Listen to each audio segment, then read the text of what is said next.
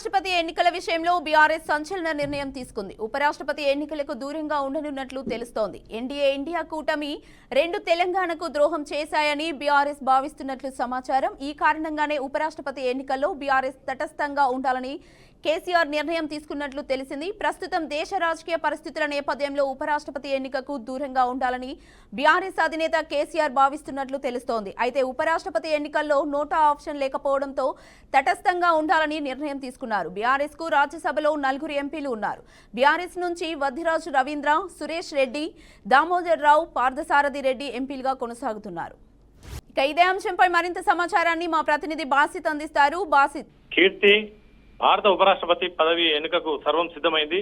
September 9న voting జరగనుంది. NDA కూటమి తరఫున తమిళనాడు రాష్ట్రంకు చెందిన బీజేపీ సీనియర్ నేత సిపి రాధాకృష్ణన్, ఇండియా కూటమి తరఫున తెలంగాణ రాష్ట్రం చెందిన సుప్రీంకోర్టు మాజీ న్యాయమూర్తి సుదర్శన్ రెడ్డి బరిలో నిలిచారు. సుదర్శన్ రెడ్డి తెలంగాణకు చెందిన వ్యక్తి కావడంతో ఉపరాష్ట్రపతి ఎన్నికల్లో బీఆర్ఎస్ పార్టీ ఎవరికి మద్దతు ఇస్తుందని రాజకీయ వర్గాల్లో ఆసక్తి నెలకొంది. అయితే ఈ విషయంపై బీఆర్ఎస్ పార్టీ నిర్ణయానికి వచ్చినట్టు కూడా తెలుస్తుంది.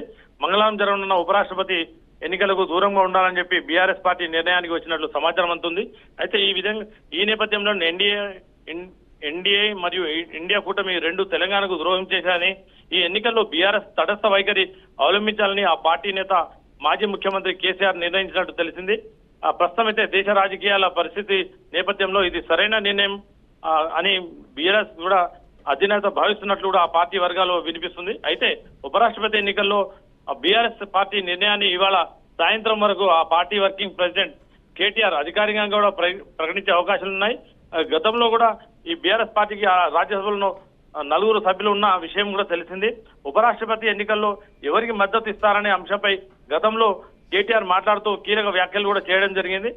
తెలంగాణ ముఖ్యమంత్రి రేవంత్ రెడ్డి బలపరిచిన జస్టిస్ సుదర్శన్ రెడ్డికి మద్దతు ఇవ్వమని ఆయన తేల్చి చెప్పారు. అదేవిధంగా అదే సమయంలో ఈ రాష్ట్రానికి ఎరువులు ఎవరిస్తే వారికి తీసుకొస్తా వారికే మేము మా మద్దతు ఇస్తామని చెప్పి కూడా కేటీఆర్ గతంలో ప్రకటించడం జరిగింది. ఆ విషయమే తెలిసిందే. అయితే పార్టీ అధినేత కేసీఆర్ తో చర్చల అనంతరం ఉపరాష్ట్రపతి ఎన్నికల తటస్థంగా ఉండాలని బీఆర్ఎస్ పార్టీ నిర్ణయానికి వచ్చినట్లు తెలుస్తుంది. కీర్తి.